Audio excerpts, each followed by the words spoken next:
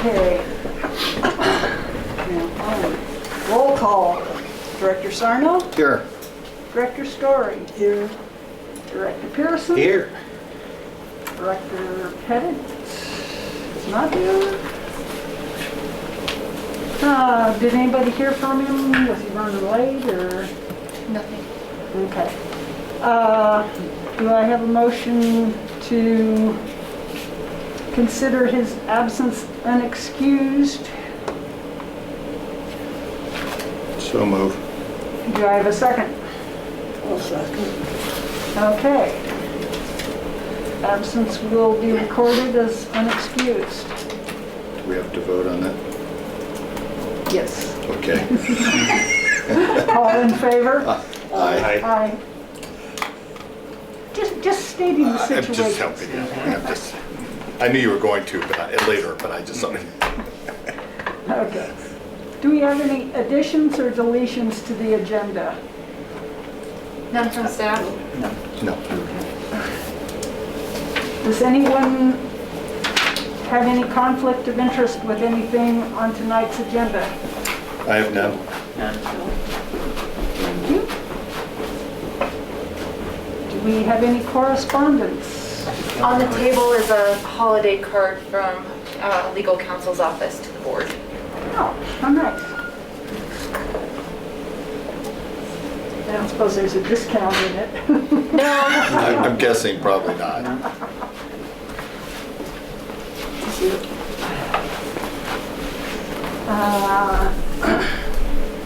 Okay, and just in time for public comment.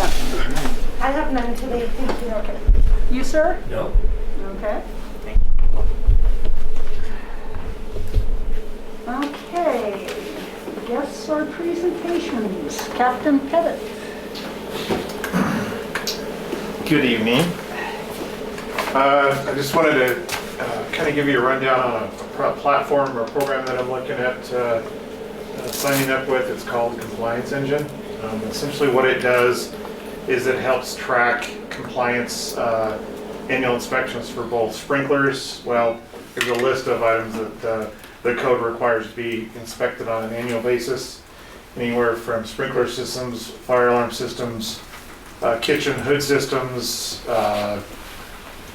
spray booth systems. There's a whole list. Essentially, this company will come in.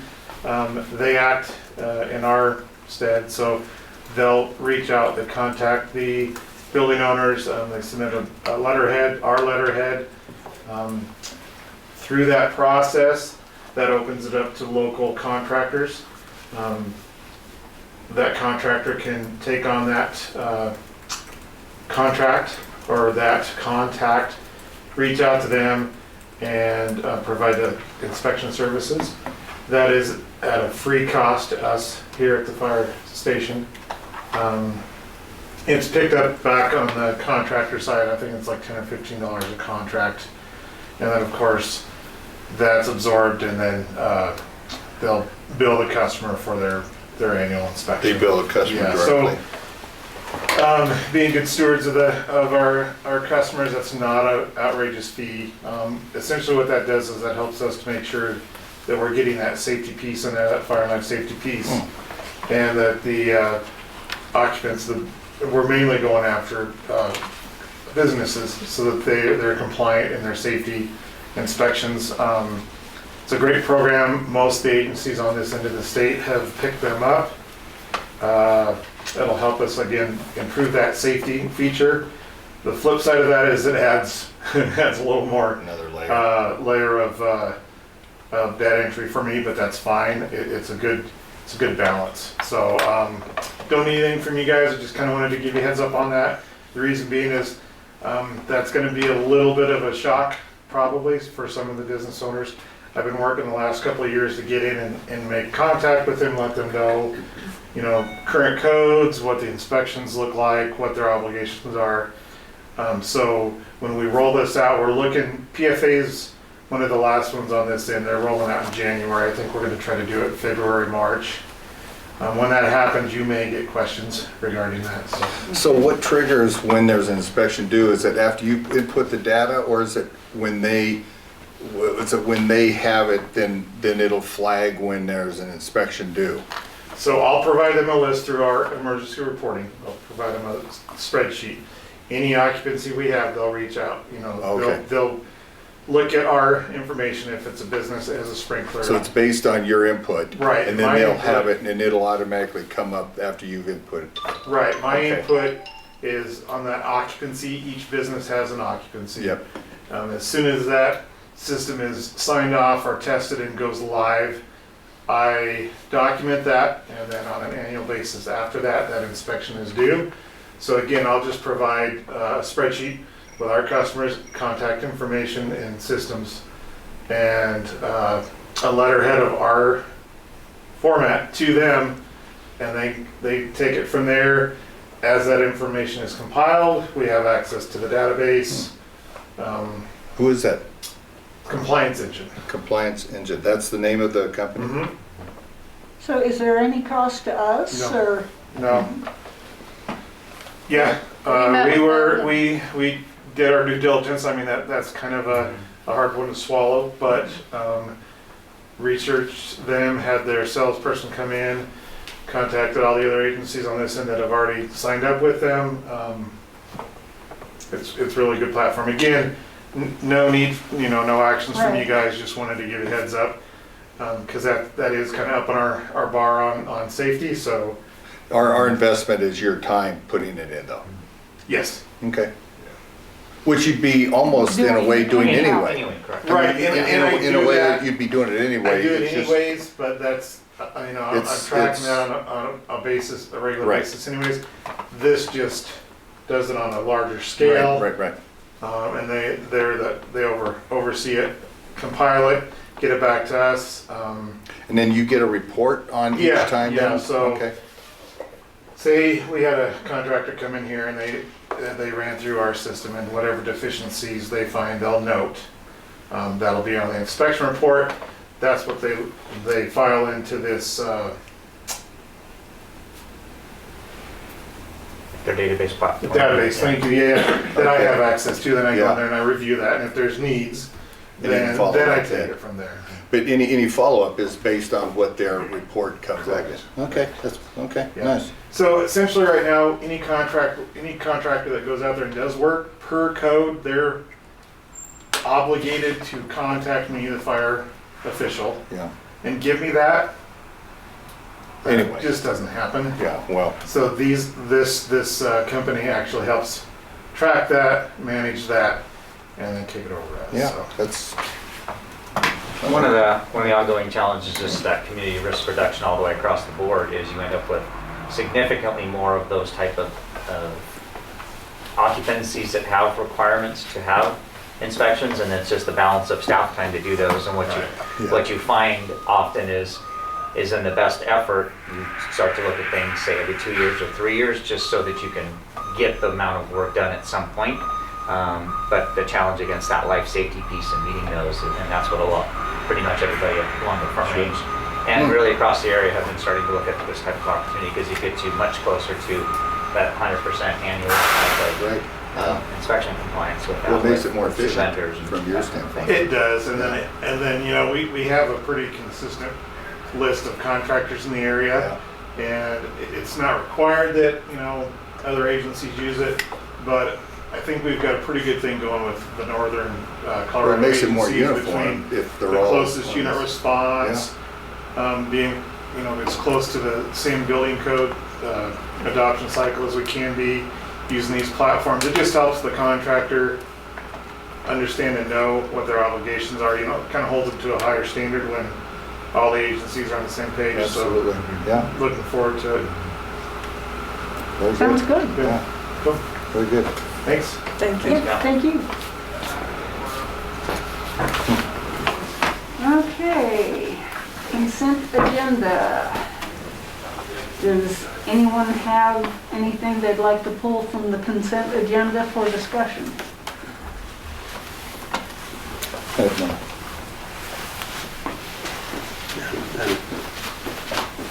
Carol? No, Okay. Then do I have a motion to accept the consent agenda as presented? I move that we accept the consent agenda as presented. Second? I'll second. All in favor? Aye. Aye. Aye.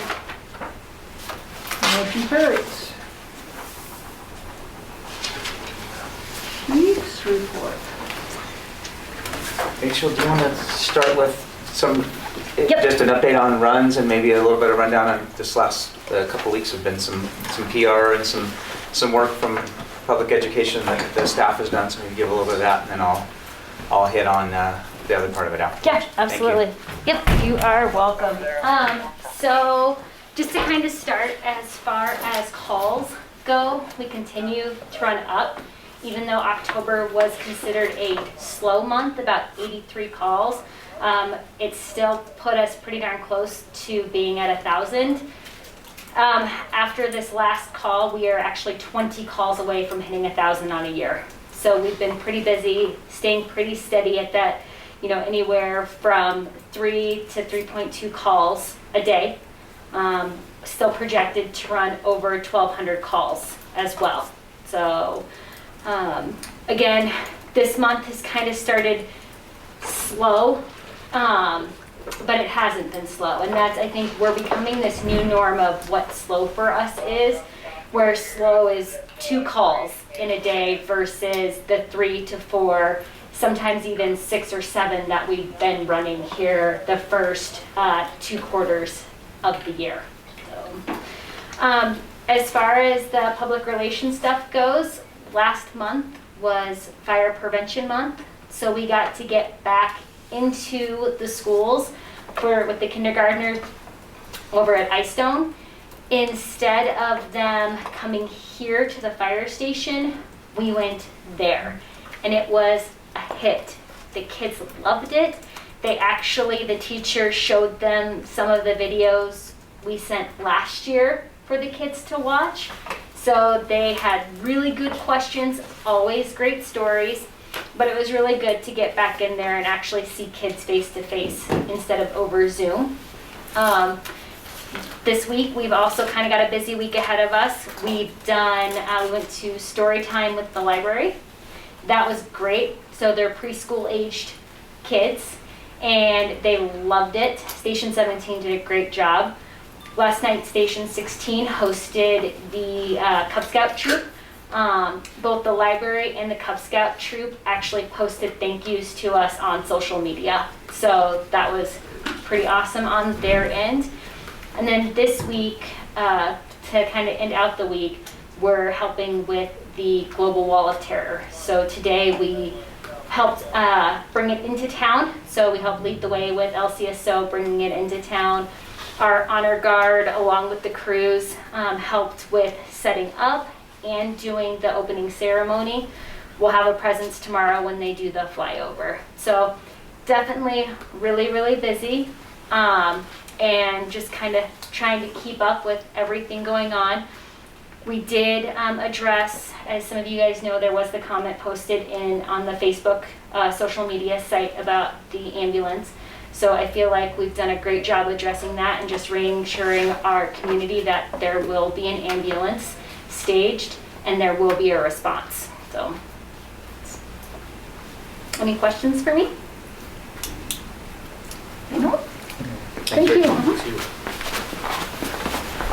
So I've got a few items just to kind of run down and give you an update on some things that we're working on. So just sort of a good to the order, I think, if you will. We found out this morning that the Livermore Fire Chief Don Maynard passed away this morning. He'd been in poor health for a while and struggling with things, and so moving there. But we just found out this morning, kind of got passed along from. So yeah, he was the Livermore Fire Chief and had been a long time Poudre firefighter, and so close with a lot of our volunteer and mountain fire departments over there. Yeah, So he was on this department for quite a while. wow. Yeah, so we'll keep his family in your thoughts as we move through from that, but I figured I'd share that with the board. I had a chance to kind of push anything out from that. We did hear that this morning. So a few of the other items down the line, following the work session last week, we're just continuing to work on finalizing the budget, so we'll have that ready for our December meeting for approval during that. Still on the fence if we'll need one more work session or not, but we'll keep the board informed on that if we have additional work session.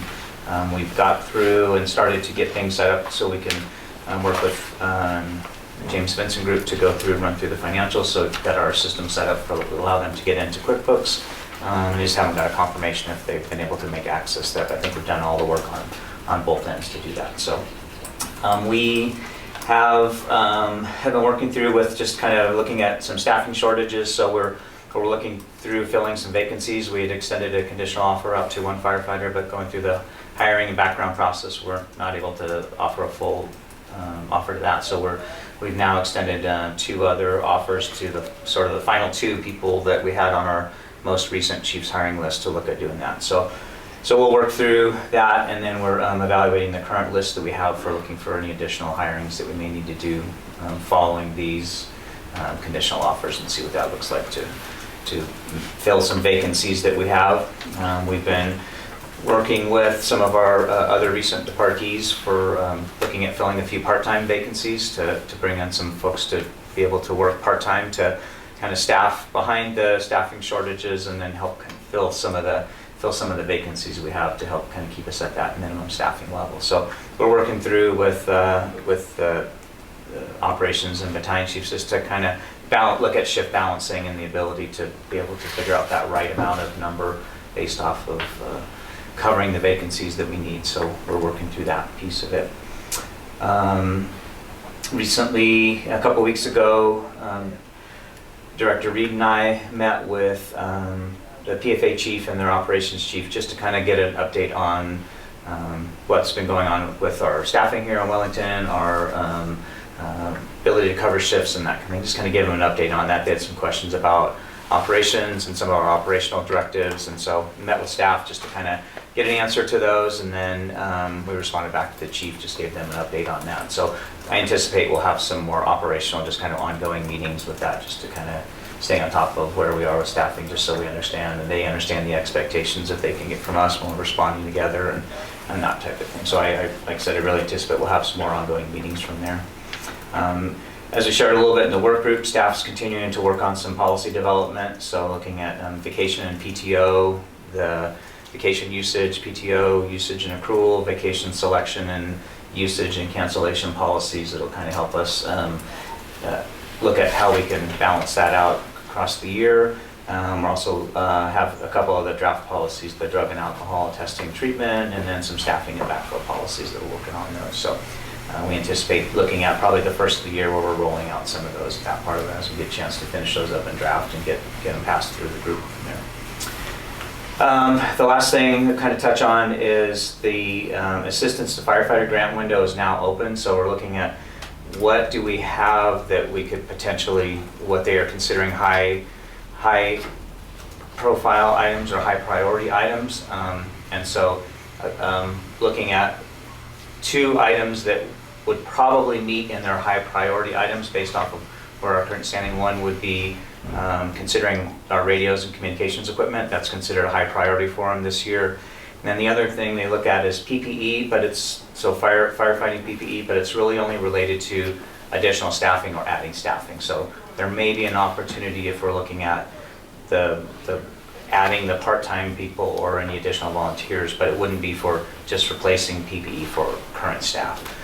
So those are probably 2 of the opportunities. The window closes on December 18th, so it really would matter to identify what we have, the needs that we have, confirming the match. So we were probably a 5% match, but depends on census. And then if there's any of the other partner agencies that are considering doing anything along those same lines, if we'd be in the realm to look at a regional approach to that. So it'll be a short time window with that, and we hadn't spun up work prior to that, but now's the opportunity for that. So if there is anything, we would obviously bring that to the board before that window closes, to based off of what a recommendation would be to do that. And that's all I have from things going on from there. Okay, thank you. Okay. District business, recruitment firms.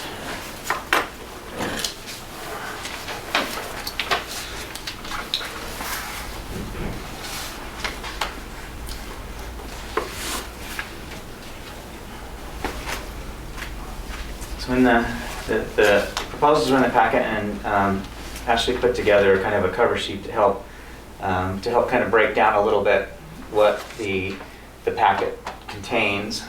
Masks and glasses and stuff Yeah. hanging in there. So she put that together to kind of help look at guiding what is in the packets and kind of how the numbers look like, and where the pages are accordingly to that. So.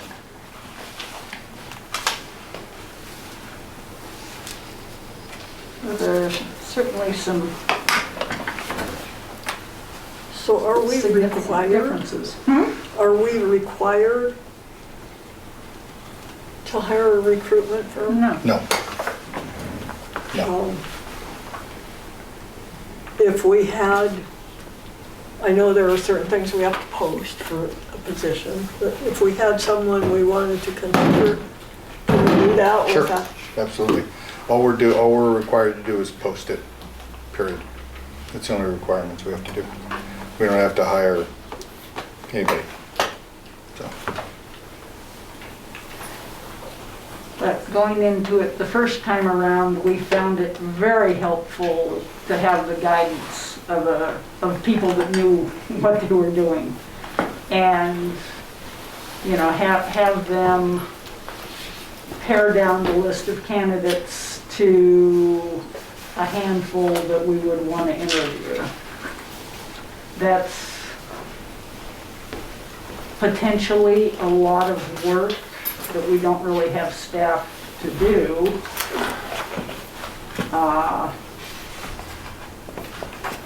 So,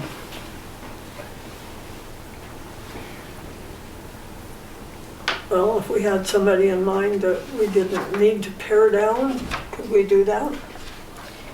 You have to post it and open it up to the public and accept applications for it, like any other hiring process. Right? But, you know, that if we have people that are interested in it, they are certainly welcome to apply for it. Sure. right, Yeah. right. Well, that's what I'm saying. The only thing we're required to do is post it. That's all. but then you have to have some sort of reasonably comprehensive interview process. We can interview them ourselves. Well, We don't have to hire anybody. No, we Right. don't. Yeah. No. I think what Carol's saying, we don't have to hire these or anybody else. No, that's true. So the only thing that we're required to do by state law is post it Post it. with all the requirements that go And along. and then look at all of the applicants, interview. And I mean, what we we do have with- choice of how we Right, proceed. and what we do with that is our choice, right. And I don't know that we have to select anybody tonight anyway. We're really not talking about doing anything till after the first of the year anyway. I'm not sure why we have to select anybody tonight, Well, do we? no, we don't, but I believe you were one of the people who said that they wanted to get on this process as soon as possible. Well, then we were told by whoever said that there's no reason to even begin the process till January. So, because our pool of candidates would be reduced significantly if we did it during November and December. And I said, oh, I'm fine with that. So, Well, if that's the case, then we can hold off and consider what we want to do. I think at that point, when we were looking earlier on, we weren't sure what was gonna happen with the interim chief. Exactly. Whether we were gonna be able to find a candidate or somebody that would do that, but fill that position, so. And I'm comfortable, not in any hurry at this point, as long as somebody plans on sticking around for a little while, I mean, really, I agree. yeah. Yeah, me too. Things look different now than they did Totally. back then, yeah. Okay. Well, we will table any decision until December. I do think by December, we need to make a decision whether we're going to hire a firm or not, because then we will need to get the ball rolling in January if we're going to hire somebody.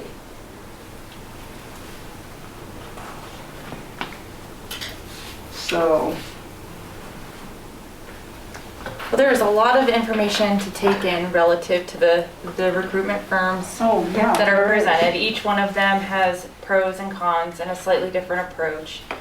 The value in using a firm is a fire chief is a highly visible, prestigious position for the fire district. And when you have those CEO level positions, there generally tends to be several levels during that hiring process, including public engagement portions.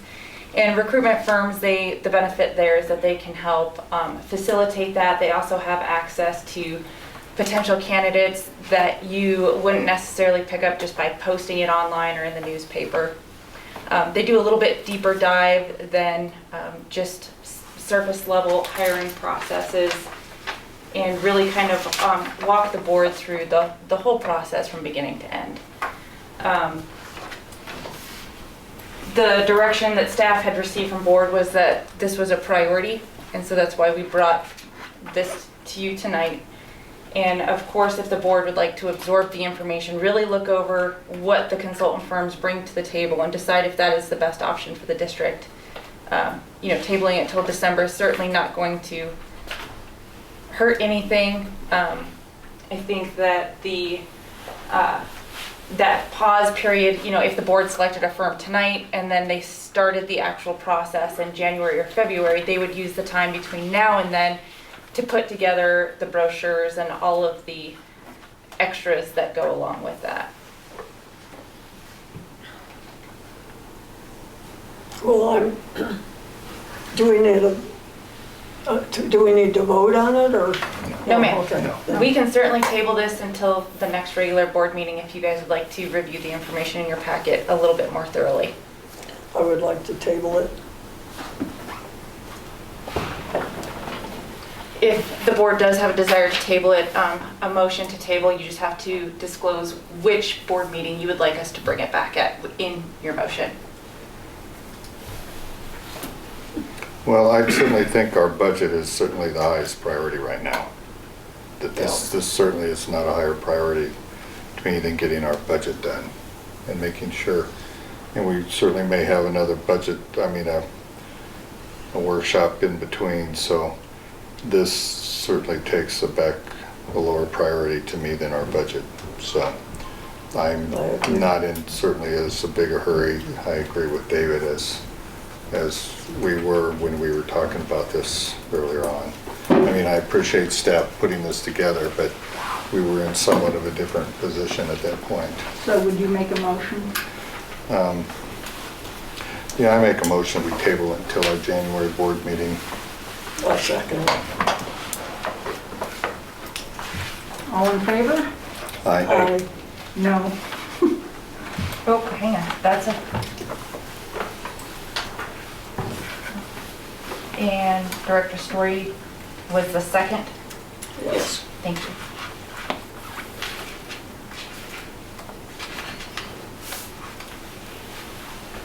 And Director Pearson, yes. Director Yes. Yes. Story, yes. Director Sarno, yes. And Director Reed, no. Correct. Thank you.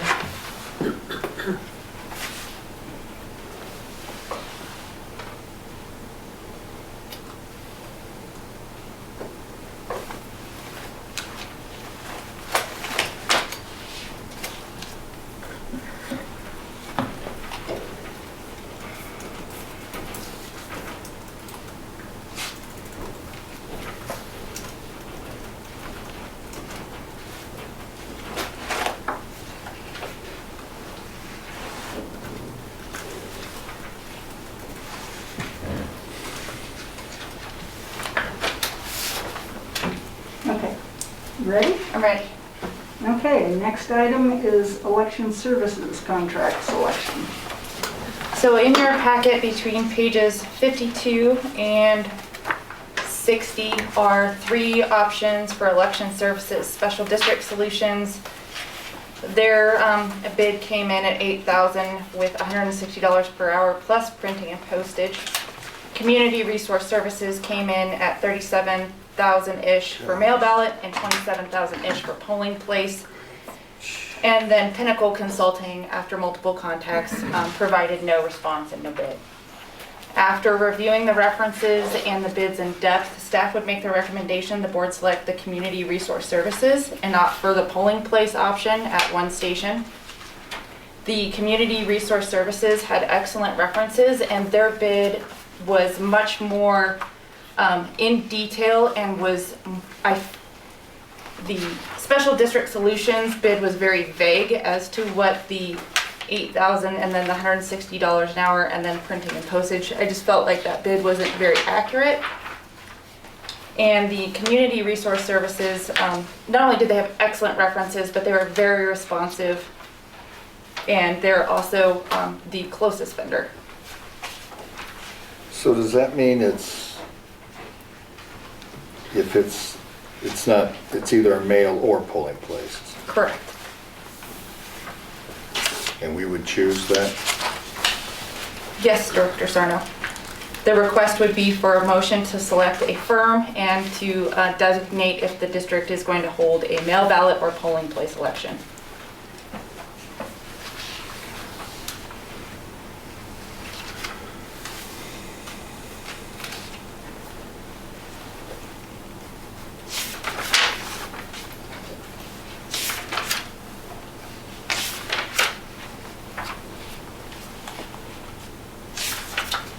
Do you have any recollection of what our last election cost was? Well, that was at, Oh, but that was, with Pinnacle with that, yeah, but it was also a combined election too, so. Unfortunately, I do not. The last election that I was here for the district, it was canceled, so it was a very minimal bill. I want to say that my memory, it was between 18 and 22,000, I think, for the previous election.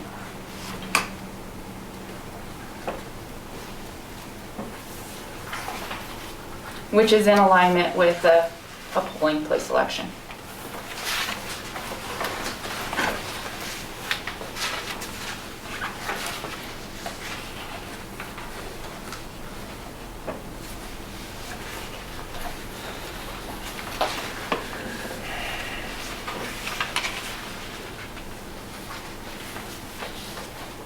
And in conjunction with this, it's December is the deadline, the date in December for the designated election officer.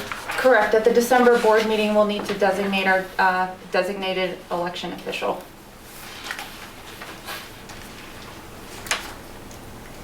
Community Resource Services also is willing to work with the district to lower those costs and utilize administrative staff here as much as possible to keep the cost at a minimum, and provide some oversight and education so that staff can serve as the designated election official in the future.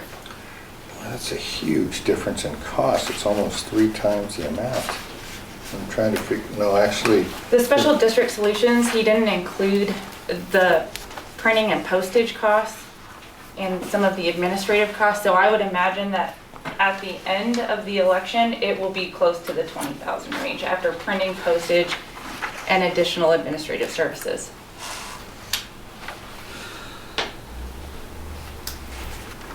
Again, are we required to hire somebody to do this? Yes, Yes. we Okay, must I'm just have, asking. yeah, we have to have somebody. I guess it'd be nice to talk to some of the references that they provide. I mean, they've got 1, 2, 3, 4, 5, 6 different fire districts on there. Chief Kazian with Windsor Severance uses the Community Resource Services and highly recommended them. Yeah, I mean, I was talking actually about the community district solutions they offer. They have several references also, but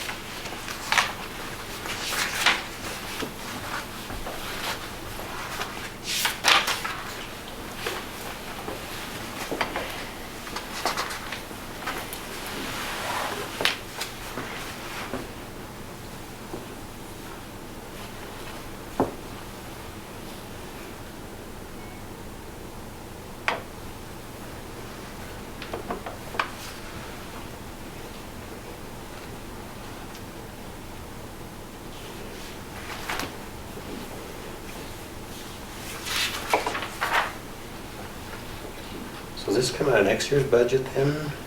Yes. That's what I was, Yeah. well, hallelujah there. We have been penciling fees in for that. Okay. And based off of direction, the last board meeting, I think it was the last actual board meeting where we got some direction to kind of point us closer to, I think closer to one of these, that 27,000-ish figure is kind of what we have now, but direction on this will help us decide as we go to finalize the budget, but what we're looking at.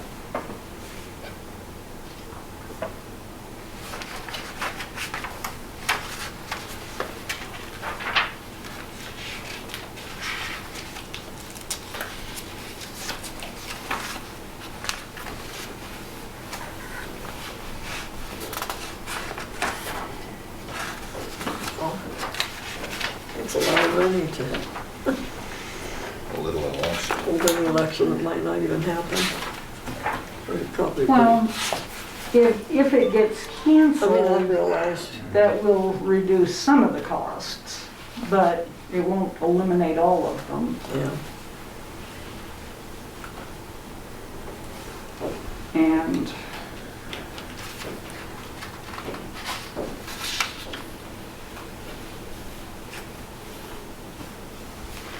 So what's the time frame on this again? In June, it comes open?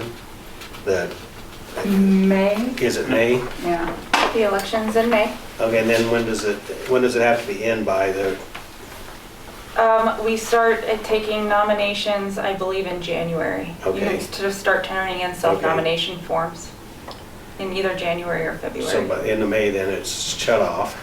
So yes, I believe May 5th is the election date. Okay, So sometime in April, end of April-ish, or by that time that the shut-off would be for. Oh, yeah, Yeah, yep. for people to nominate. and the election will be in June? No, May. No, May. May. May, like I said, 5th, I just something know I like had June in that. my head, but, okay. Yeah, and unfortunately, everybody else's election is in April, so we're not able to do a coordinated election. Right. And, I mean, this is a good exercise for us because we will have to repeat this again in 2023 Right. to get back into the election cycle. But the intent is if we go with somebody like the Community Resource Services, they're gonna provide training so that we can designate an in-house designated election official in the future and don't have to use a consultant firm. I've taken the training, I've taken the classes, I understand how to run an election, but because our last election was canceled, actually walking through the process with a professional, I think, is important before I try and coordinate an election by myself. yeah, it's not something you want to inadvertently mess up. No. And the special district solutions, reviewing their information, they weren't very clear. It's not a total apples to apples comparison. I felt like the Community Resource Services, they put more time and effort into providing a more accurate bid for what the actual end total would end up being for the district.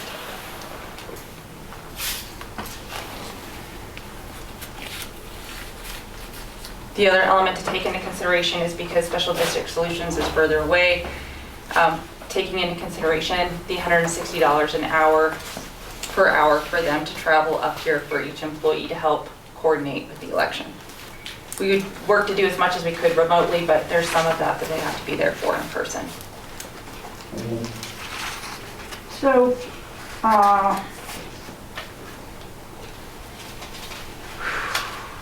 and I know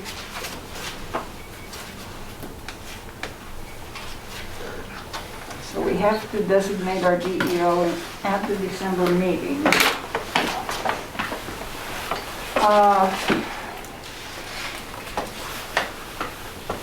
Could we contact some of the fire districts that are on the Special District Solutions references and ask what their total costs ended up being?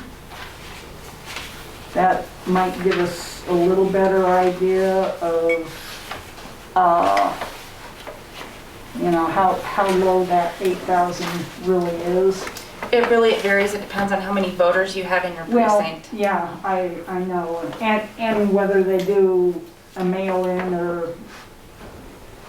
whatever, but it seems like the only way we're gonna get an idea of whether, you know, how much that $8,000 is gonna increase.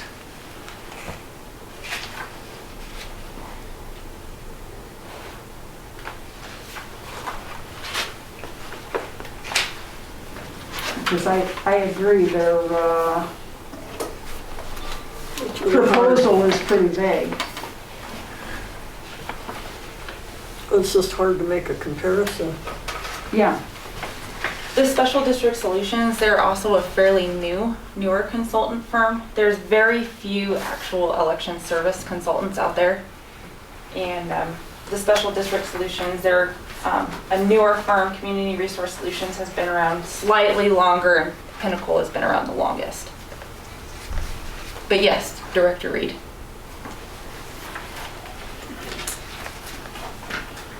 of course, that will probably push us into another meeting before the December meeting, but unless anybody else have any other suggestions? The town's mail ballot election at this time is estimated to come in at about 35,000 for a comparison. I didn't. The town of Wellington's mail ballot election is estimated to come in at about 35,000. And that's not after taking into consideration the recount that they're having to do right now. So, and Who are they using? they're doing it in-house. So that's not even consultant costs, that's just cost of materials and, Yes, and it's a little different too, because they also are doing a coordinated election with the county. So it's a split between several, a couple of municipalities in the county. I think Loveland participated, Larimer County, Fort Collins, and the town of Wellington in the coordinated election. And their election, did you say, I'm sorry, did you say their election is a different time around? Or- Yes, so So we can't. the town just conducted a special election, and their spring election is in April, so unfortunately we're unable to coordinate with them this year. But we should have the same number of voters as the town. we'll have more. We'll have a little more, Well, yeah, have because the they just do district. the town. Okay, but a gotcha. majority of our voters are within the town of Wellington. Yeah. 100, engine 17, launch attack.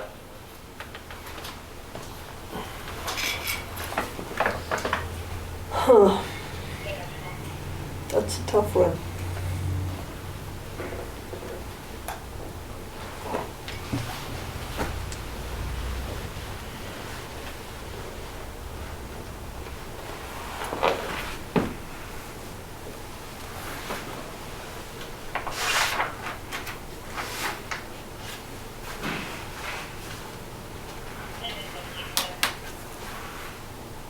Yeah, my MPT is down, we show everything available at station.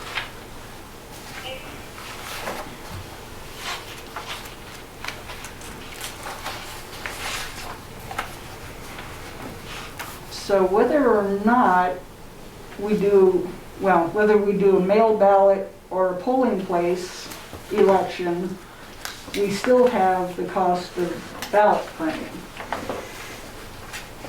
So that,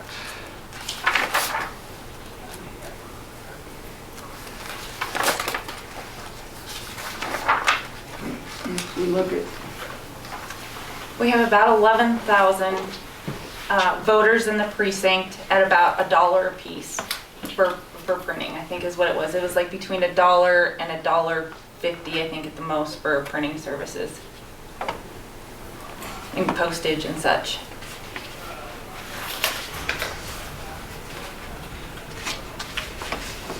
well, if we do polling place and don't have to worry about postage, you're at $1 a ballot, you're still looking at $11,000 additional on top of special district solutions because they don't include the printing cost. So yes, Director Reed, that's a good point. So if you include the printing and postage plus the $8,000 base fee, the starting price for special district solutions will be at least $20,000.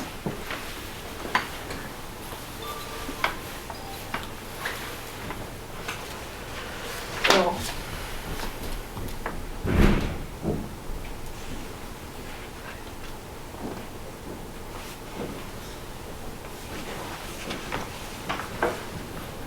I don't know, I guess I kind of agree with you.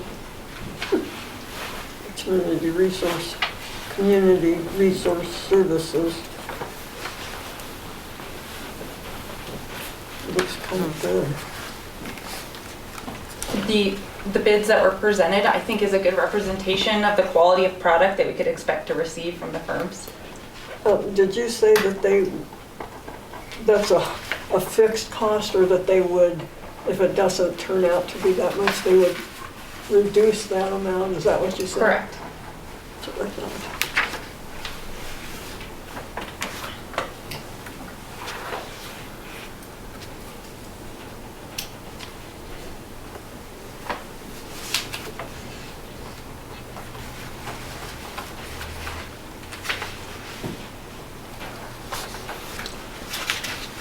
Okay.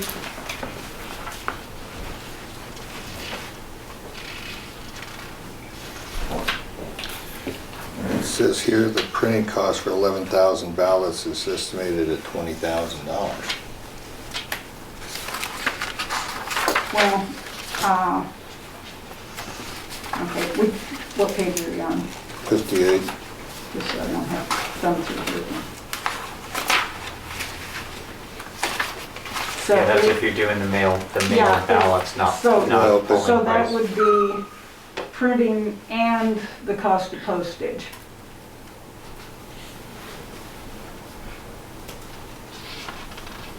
Well, okay, so for a mail ballot, you've got the envelope, the return envelope, the secrecy sleeve, and the ballot. If, I don't know how much of that would be required for a polling place election. So it says that we would save 10,000, approximately 10,000 Right. by using a polling place. Yeah. That's the 27.5 that they show here. Right. Yeah. Yes. So that's probably the minimum we can do with anybody.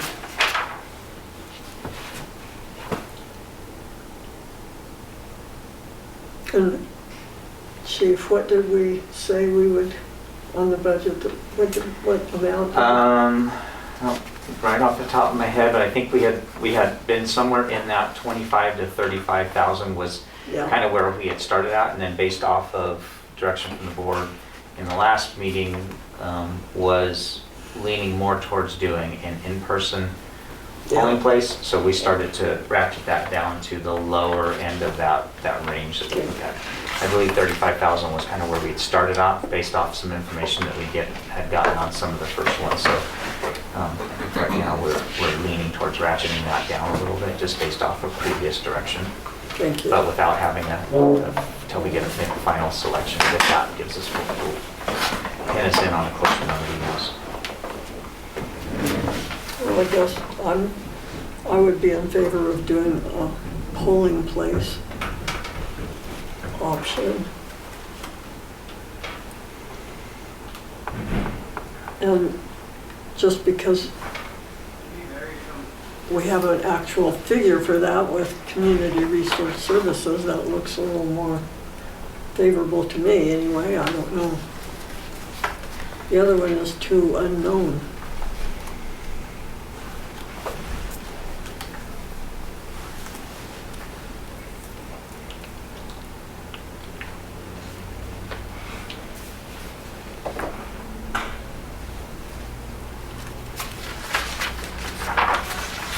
Yep, I agree with this stuff.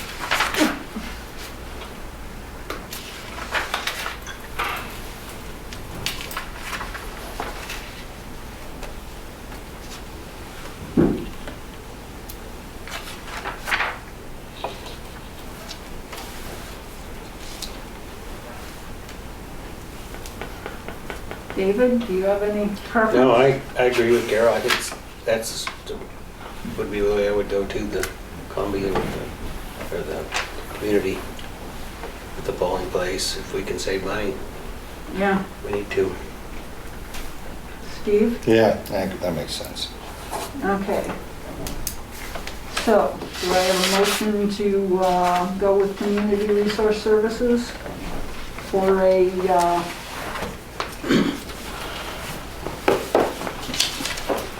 as a contractor to provide us with election services? Director Reed, I apologize for interrupting. The district paid $27,000 in 2017 and 2018 for election services. Okay, thank you. You're welcome. And with whom did we use? You probably used Pinnacle. Yes, we do. Oh, okay, and they didn't respond. Well, I move that we use Community Resource Services as our election service provider and that we go with the polling place option. I'll second. All in favor? Aye. Aye. Motion carries. Thank you.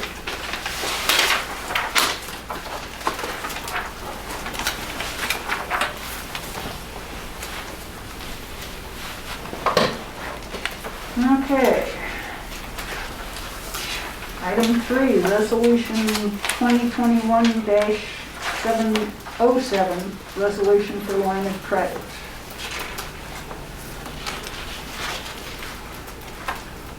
So on page 61, you'll see the staff recommendation. And after soliciting information from three of the banks, we had two that were responded, and based off of the rates with First National Bank, you'll see the staff recommendation for First National Bank.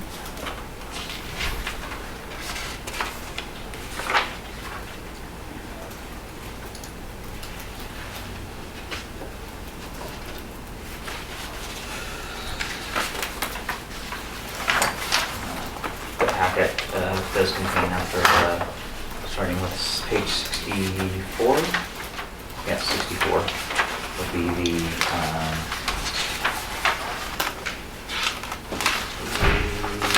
67 are the two vendors.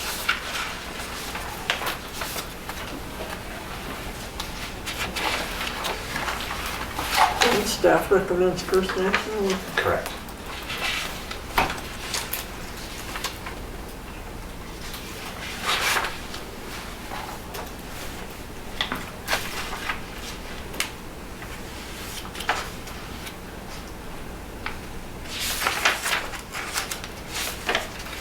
Prior to the board having further discussion or action, you may want to open the public hearing portion since the resolution has now been presented.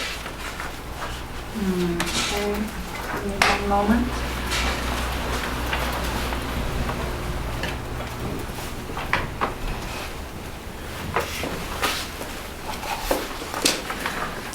Okay.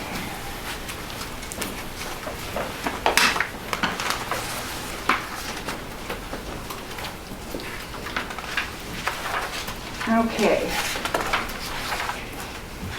The board will leave the regular meeting and open a public meeting for discussion of Resolution 2021-07, a resolution of the Board of Directors of the Wellington Fire Protection District approving the tax anticipation revolving line of credit for the purpose of paying on a timely basis duly budgeted and appropriated expenses of the district for the 2022, or should that be 21 or 22? It says 21. For district for the 2021 fiscal Okay. year, yes. This is to close out the end of 2021. Okay, just wanted to be sure. And funds cannot be expended beyond 2022 for expenses incurred in 2021. Right. Okay. So,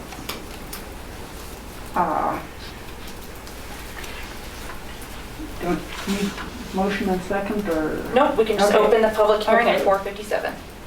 Public hearing at 4:59 by the clock up there. Does anyone have any comments on this resolution? Okay.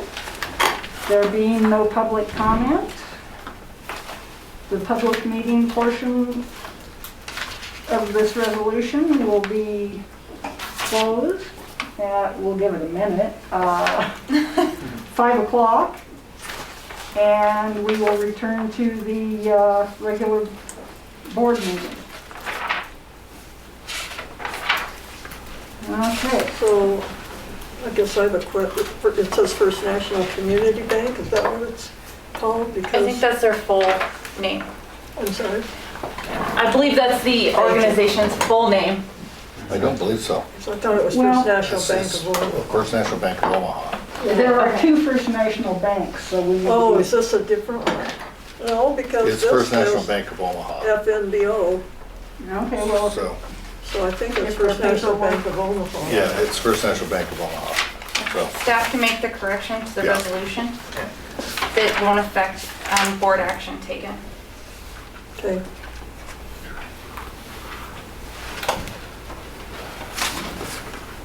catch.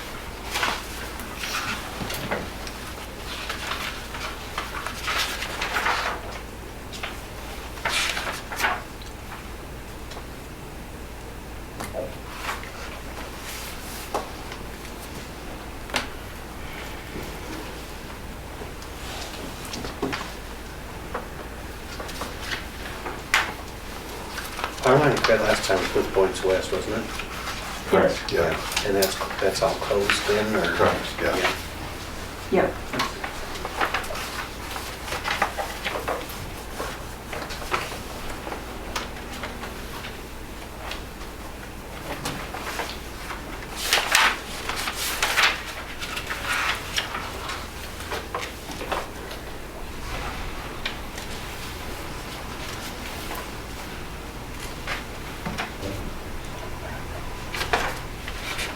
This year, First National Bank just had a little better terms than Points West Community Bank. And then to meet the 3 bid qualification, we also reached out to Vectra Bank as well.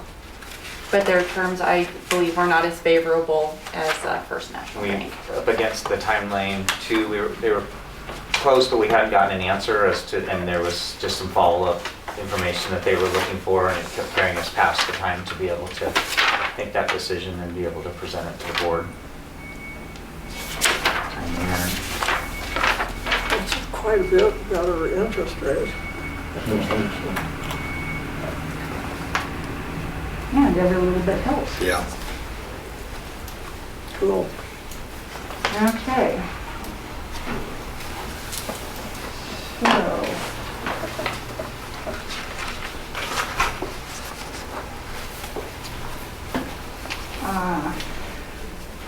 Do I have a motion to accept resolution number 2021-07? Oh, do you need to read it? Yeah. Okay. A resolution of the Board of Directors of the Wellington Fire Protection District approving a tax anticipation revolving line of credit for the purpose of paying on a timely basis duly budgeted and appropriated expenses of the district for the 2021 fiscal year. I so moved. Do I have a second? I'll second. Do we need to state that we're changing? Well, Correct. You do Correcting need that to bank state the name. bank institution. Yeah. Okay. Okay. With the First National Bank of Omaha as presented.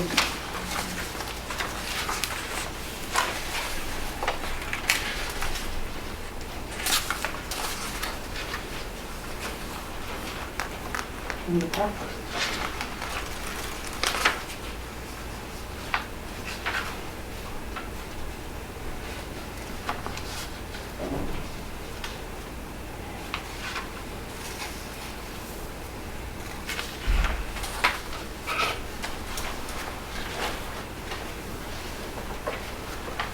So, all in favor? We already did. We did that? Yeah. Oh, I apologize, Director Reed. Who was the motion and who was the second? I motioned, Dave seconded it. Thank you.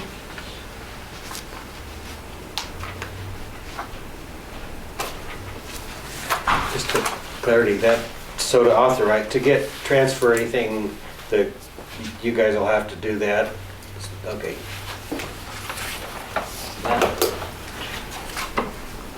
And there's some discussion, So item number 4. yeah, coming up on, Yeah, so there was direction from the board in an earlier board meeting to move the impact fee account over to First National Bank of Omaha. Staff has not done that yet. I think from the opportunity of cleaning this up, that should be staff direction to do that, to move that. Well, we may not want to do that now. We wanted to make sure that those were different bank institutions. So since we now have this at First National, yeah, we could probably leave that impact fee account there. right. So that was a board direction. So if we don't want to do that, then we should give clear board direction to be able to make that, because that has not done yet. So. And we just wanted to make sure that, that there was no transfer of fees from the impact fee account to the other account. Understood. So and that's why we wanted them at different banks. So since now they're at different banks, that issue is solved. So maybe though, just to clean it up, we should probably Make a motion. make a motion Yeah, and we'll- clean that in through board action to. Yeah. Well, for clarification, So- our operating account is at Points West Community Bank. Our general operating account is at Points West Community Bank. So the line, even though what we're asking for is a line of credit from First National Bank, but our operating account is still Still at is. Points Still West. at Points West. What this would do though, we have to open an account at First National Bank anyway. So it would be beneficial to complete the board action that was taken and open the impact fee account at First National Bank, because we have to open some sort of account there anyways. Did you get the Well, ideally, I would like to have the impact fee account at a bank where we don't have either account. So it's totally separate, so that we're not able to, Well, a loan account though is totally separate from a savings account. let me think here. So we have our operating accounts at Points West. We have a new line of credit at First National. Which is, And the line of credit would be time bound, so that once we're done with that, it'll close. it would close. Yes.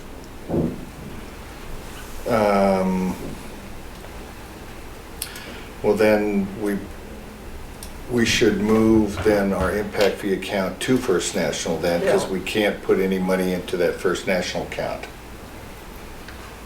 Where we could put money into the account at Points West. Right. So we should do what we intended on doing and move it to First National. Yeah, It would be a clean move for staff to complete that board action of doing that. So we should do what we intended on doing. right. Yeah. Okay, so would you like to clarify that with a motion? Well, that's the motion we had before, is to move that impact Well, fee but account. we didn't specify which bank, I don't believe. We did. I believe it We was. did, Yeah. yes. We- Yeah, we got that. It did That's- just tie in a specific time frame. So if to clean it up if you'd like, there could be a motion made that in executing this line of credit, that the board would direct staff to complete this in that, along with that same transaction or in that same time frame, just to set that time frame for us so that. Yeah, well,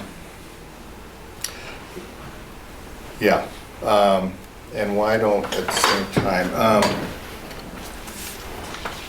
all right, so I will motion that we will move our impact fee account from Points West to First National by our next board meeting, in conjunction with our line of credit account that will be opened at First National. in which any funds that will be taken from the impact fee account will be with the approval of board member Reed and board member Sarno. Okay. Do we have a second? I'll second. All in favor? Aye. Aye. Aye. Motion carries. Director Sarno, after the election, you will have to take different action and assign 2 different board members. Potentially, if Director Reed does not come back. Okay. Or, I'm not making a presumption here, but that action may have to be taken again in May. Okay.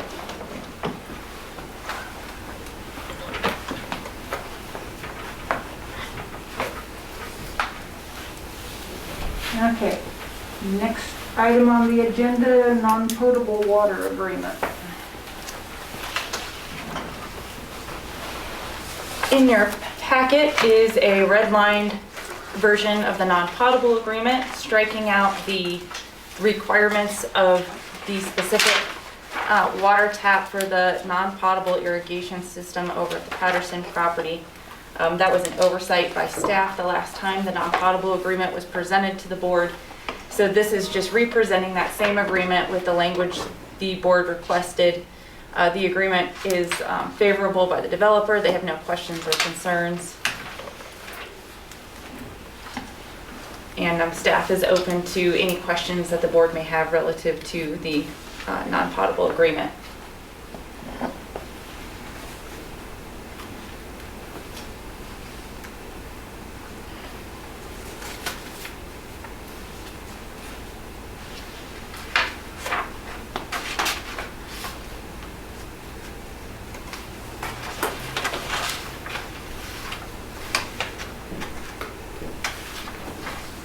Page 70 has the red line.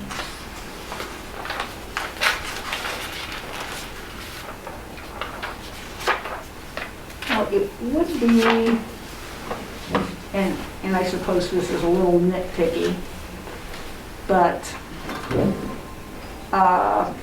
it still states that we will purchase a water tap. But then it goes on to say that in the event the district does not purchase or dedicate an existing water tap,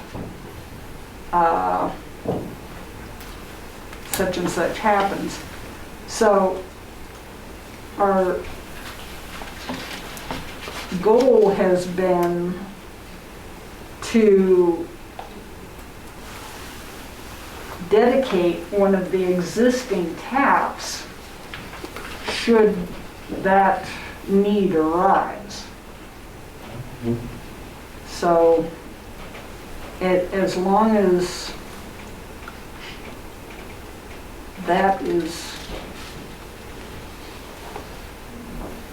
clear enough. Well, I think we agreed to do this. We just didn't want to be tied to having to buy it from the town of Wellington. No, I think we agreed. exactly. But And we thought that the 3 taps we're getting might be necessary to do what we want to do and that we might have to buy an outside tap. I mean, I think the only thing I think this is what we agreed to in the original agreement. But I would say that I don't think we need that S. Or did I see it?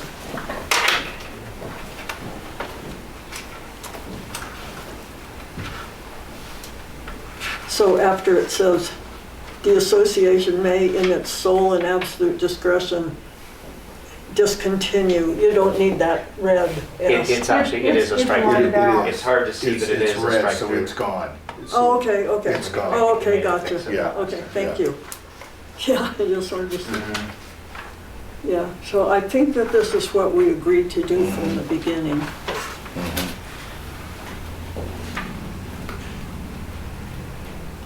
I mean, does it say we have to buy an outside tap or no, it does says it give us we the can choice? dedicate an existing An tap, existing tap. Yeah, okay. Yeah, which was, you know, that was our, not my that was concern. right. In the event that the district's not purchase water tap. Well, no, wait a minute.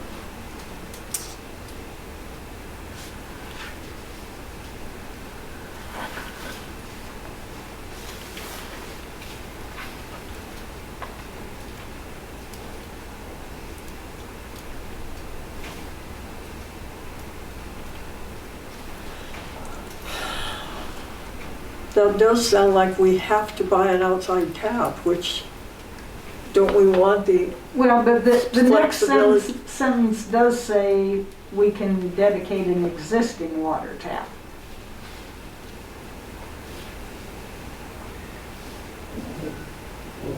So I don't know,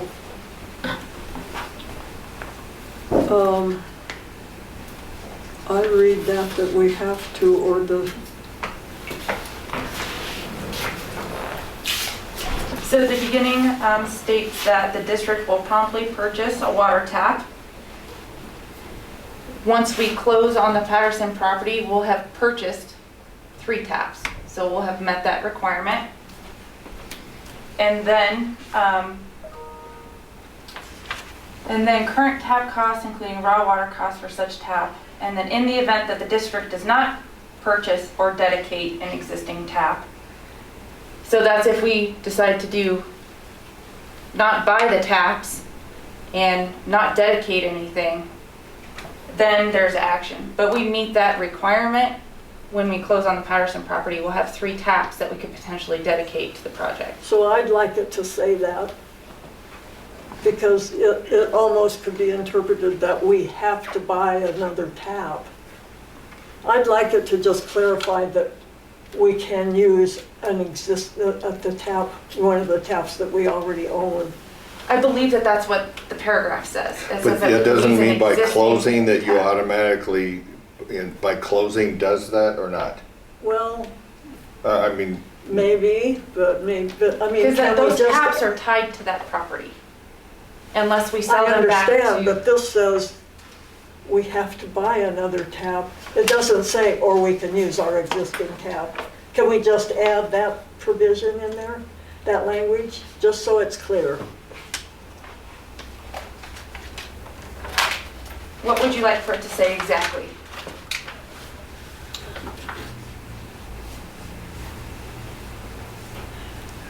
I mean, I guess We've ran it through legal counsel. Legal counsel it believes says that that. if it becomes inadequate, I guess it does. Yeah, and we did run this by John Camille, and he I think agrees with it's the okay. interpretation. It says we only have to do that if it's inadequate, Inadequate. so I guess, yeah. and since the property Yeah, I'm includes used those to- taps, right, then we would, since that property includes that's those probably taps, right? Yes. Yeah, So we don't just have one potential tap we could dedicate. We could Yeah, dedicate you get 3, Yeah, which Okay. would be way overkill. yeah, yeah. And the tap is I'm used to only. going way overkill. Yes, so- I think we're overthinking Yeah. it, and It's the okay. intent of the tap is to Yeah. provide backup emergency water In, to the non-potable system. yeah, to the Okay. non-potable, yeah, That looks good. okay. okay.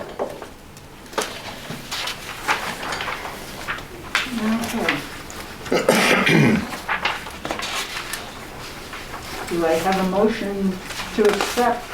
Well, we have to go into, don't we have to, I move that we Well, accept, hang on, what are you thinking, Steve?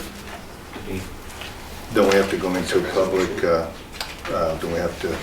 We do not need a resolution for the non-potable agreement. Oh, no, I'm getting ahead of myself. You're in the I'm next sorry. one. I'm sorry, I've jumped ahead of myself, oh my gosh.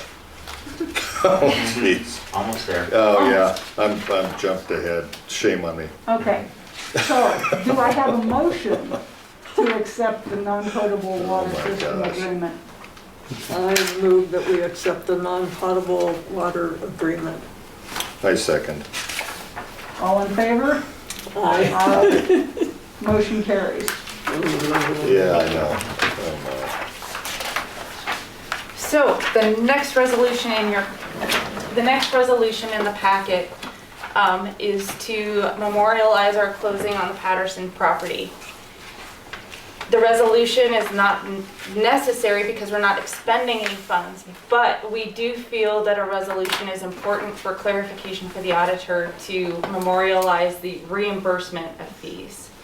Also, this will clear up the signing authority for closing and just provides a record for the auditor for at the end of the year of what it is that we did.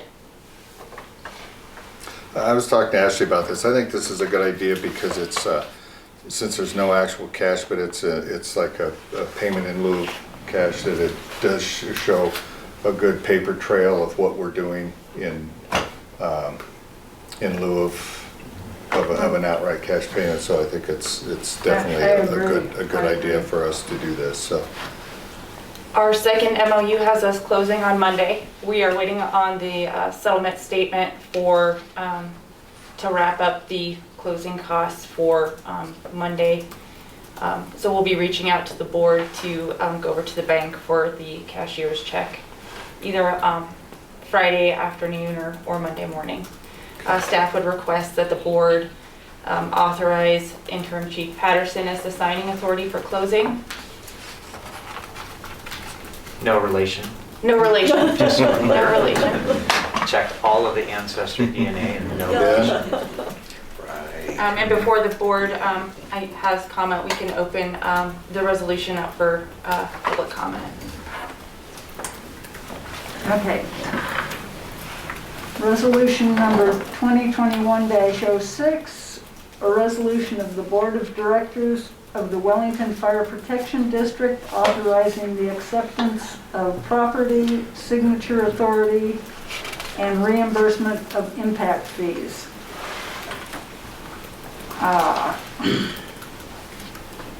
The board will close the regular meeting and open a public meeting for discussion of this resolution at 5:21.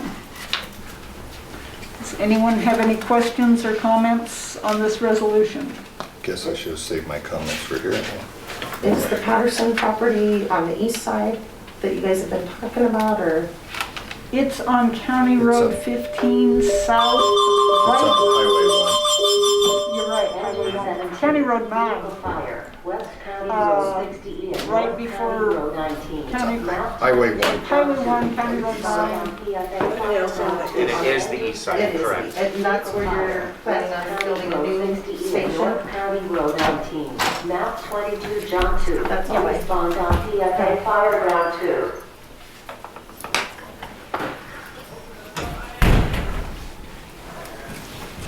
Okay, did we get that clear with all the, Yes, that's all the question I had. okay. Here's a kind of a location map Oh, okay. where that's located. Actually, I have one more question. What was the cost for this? You were talking about that there was no cost? Yeah, we actually are, worked out an agreement with the developer where the impact fees that he normally would be paying were just, and it's like a credit for the impact fees instead of him paying the fees and we pay the cash. Okay. We're just giving the credit on the impact fees. So it's a great win-win. And I don't remember the cost of that property. 69,500. Okay. If we buy, yes, 69,500 for Outlot A. Okay. And there is the opportunity to buy another lot at a different time, but this is just one lot. Thank you. Along with the property, there's also 3 taps that are being sold along with it, or dedicated, I guess. Is that included in the 60? Yes, Yes, Oh, you guys are getting a deal. yes. great deal, Yeah. great deal. I would assume we get a lot of those houses or not? We will probably, they're vacant, and we were advised by our insurer to not rent them.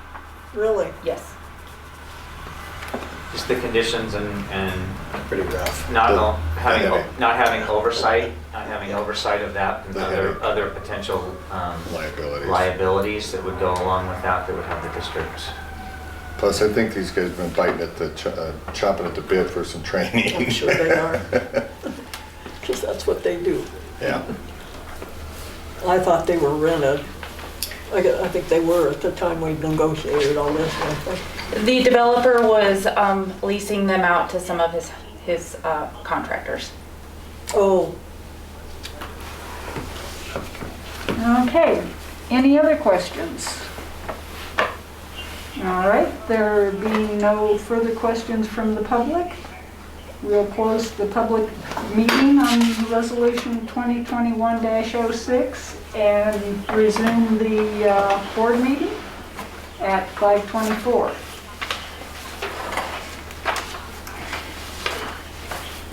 Okay, does the board have any comments?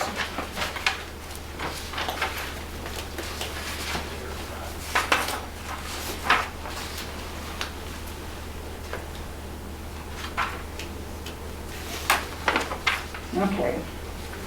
So if I read the now therefore be it resolved section, Just this one. I would okay, just read so I a don't motion. have to read all of that? Oh, Nope. good. Just the title and the number, and then give signing authority to Chief Patterson. Okay. All right. I motion that the board approve a resolution of the Board of Directors of the Wellington Fire Protection District authorizing the acceptance of property, signature authority, and reimbursement of impact fees. This resolution gives the signing authority to Interim Chief Patterson, and the resolution will take effect on signing.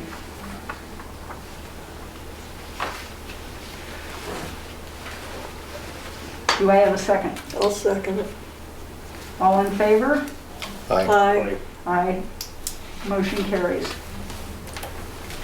Thank you, Director Reed. We got word back from Northern Colorado that the taps are currently valued at about $75,000 a piece. I'm sorry, I didn't. The taps, we got, Northern Colorado Water got back to us on the value of the taps. They're valued at about $75,000 a Okay, piece. thank you. That seemed kind of funny. Patterson's buying the Patterson. Yeah. I'm glad we clarified that for the record. Conflict of interest. Believe me. See, we trust you. I thought about it. Just make sure the front, the name, the first names are right. Yeah. Okay. Are there any other items to come before the board tonight? So we had calendar items on there, but we've pulled those. We're looking at, we're going to work on the calendar for next year as we work that forward. But specifically wanted to mention that the pension board meeting, that is typically, as I understand, we would do that at Station 17, along with the pension board and the regular board meeting. With the ability to do the streaming and recording that, we're recommending that we hold the meeting here this time, and just with some, just the ability to set up in there and do that, kind of be in their quarters for what would come with that, with the pension board portion of that as well. That's the staff's recommendation to the board for that next meeting.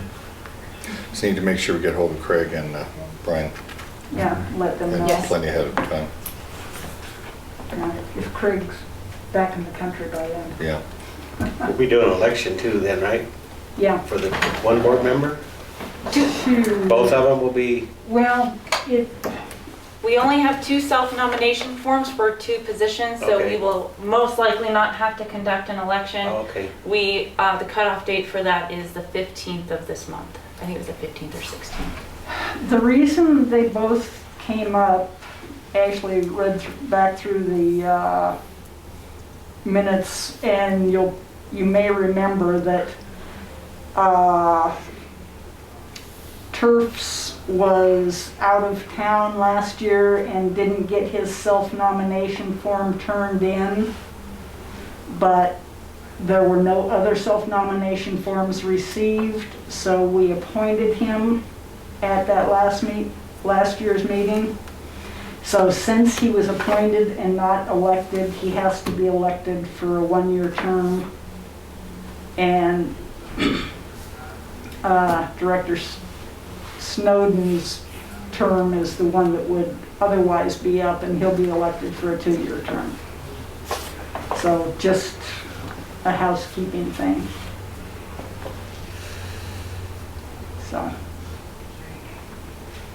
So you received nominations for those two then, so we don't have to do that again? Okay, good. Okay.